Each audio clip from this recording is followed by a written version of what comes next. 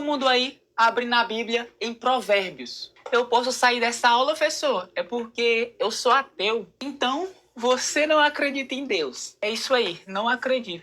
Tá, mas por que tu não acredita em Deus? Eu não acredito em algo que eu nunca vi. Tipo, teu pai.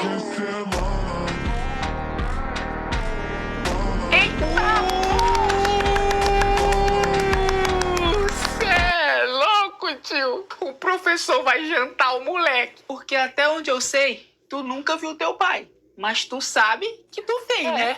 Mas me diz uma coisa. Por que Jesus bebia vinho e a gente não pode beber? Eu sei porque eu não devo beber, né? Mas já que tu quer imitar tudo que Jesus fazia, começa ressuscitando os mortos.